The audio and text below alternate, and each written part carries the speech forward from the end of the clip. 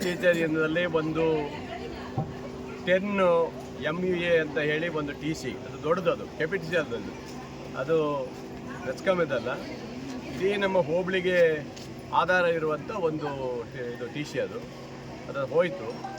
ಹೋದ ತಕ್ಷಣವೇ ನಾನು ಮಾನ್ಯ ಮಂತ್ರಿಗಳ ಹತ್ರ ಮಾತಾಡಿ, ಸಂಬಂಧಪಟ್ಟವರು ಮಾತಾಡಿ, ಹಾಸನದಲ್ಲಿ ಇರುವಂಥ ನಮ್ಮ SCಗೂ ಮಾತಾಡಿ ತಕ್ಷಣ ಅದ್ರ ಬಗ್ಗೆ ಮಾತಾಡಿದ ತಕ್ಷಣ ಅವರು ರೆಡಿ ಮಾಡಿ ಕೊಟ್ಟಿದ್ದಾರೆ. ಅಲ್ಲಿಂದ ತರೋದು 1 ದಿವಸ ಆಯಿತು. ಈಗ ಅದು ಬಂದಿದೆ, ಈಗ ತಕ್ಷಣ ತರಿಸಿದ್ದೀನಿ. ಅಲ್ಲಿವರೆಗೆ ತಾತ್ಕಾಲಿಕ ಕರೆಂಟ್ ಕೊಟ್ಟಿದ್ದೀನಿ, ನಾನೇನು ಕಣ್ಣು ಮುಚ್ಚಿ ಕೂತವಲ್ಲ, ದಿನನಿತ್ಯ ಅದೇ ಕೆಲಸ. ನನಗೆ ರೈತರಿದ್ದು ಸಮಸ್ಯೆ ನನಗೂ ಅರ್ಥ ಆಗ್ತದೆ. ಆದ್ದರಿಂದ ಅದಕ್ಕೋಸ್ಕರ ತಂದು ರೆಡಿ ಮಾಡಬೇಕಾದ್ರೆ ಮಿನಿಮಮ್ 1 ವಾರ ಬೇಕು ಅಂತ ಹೇಳ್ತಾರೆ ಅವರು. ಹಗಲು ರಾತ್ರಿ ಮಾಡ್ತಾ ಇದ್ದಾರೆ, ಏನು ಸುಮ್ಮನೆ ಯಾರೂ ಕೂತಿಲ್ಲ. ನಮ್ಮ ಅಧಿಕಾರಿಗಳಿಗೆ ಅಲ್ಲೇ ಕೂರಿಸಿದ್ದೀವಿ, ಹೋಗಬೇಕು ಮಾಡಬೇಕಂತೇಳಿ. ಖಂಡಿತ ಅದು ಮಾಡ್ತಾ ಇದ್ದಾರೆ. ಒಂದು ಸ್ವಲ್ಪ ಅಡಚಣೆ ಆಗಿದೆ, ಇಲ್ಲ ಅಂತಿಲ್ಲ.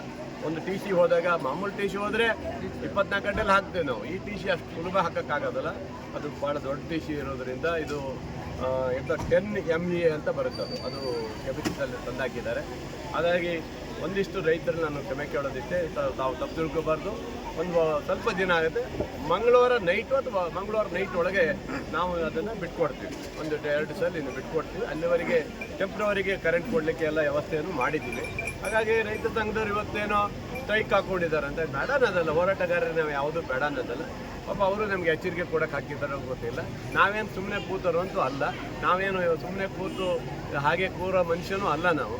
ನನಗೆ ಗೊತ್ತಿದೆ, ಹೋದಾಗೆಂದು ತಲೆ ಕೆಡಿಸ್ಕೊಂಡು ನಾನು ಎಲ್ಲ ಅಧಿಕಾರಿಗಳಿಂದ ಹಿಡಿದು ಮಾನ್ಯ ಮಂತ್ರಿಗಳು ಜಾರ್ಜ್ ಸಾಹೇಬ್ರಿಗೆ ಹೇಳ್ತಿ ಇಮಿಡಿಯೇಟ್ಲಿ ತರಿಸ್ಕೊಟ್ಟಿದ್ದೀನಿ.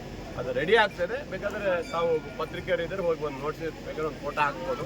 ಅದು ಭಾಳ ಕಷ್ಟ ಇದೆ, ಅದು ರೆಡಿ ಮಾಡೋದೇ ತುಂಬ ದಿವಸ ಬೇಕಾಗುತ್ತೆ. ಮಂಗಳವಾರ ದಿವಸದೊಳಗೆ ನಾವು ಕರೆಂಟನ್ನು ಕೊಟ್ಟು ಈ ಭಾಗದ ಜನರಿಗೆ ವ್ಯವಸ್ಥೆ ಮಾಡಿಕೊಡ್ತೇವೆ ಅಂತ ನಂದಿದೆ. ಹಾಗಾಗಿ ಒಬ್ಬ ಜನಪ್ರತಿನಿಧಿಯಾಗಿ, ಶಾಸಕರಾಗಿ ರೈತರ ಪರ ಕಾಳಜಿ ನನಗೂ ಇದೆ. ಖಂಡಿತ ನಾನು ಅದನ್ನು ಮಾಡಿಕೊಡ್ತೀನಿ, ಯಾವುದೇ ತೊಂದರೆ ಆಗೋದಿಲ್ಲ ಅಂತ ಹೇಳಕ್ಕೆ ಇಷ್ಟಪಡ್ತೀನಿ.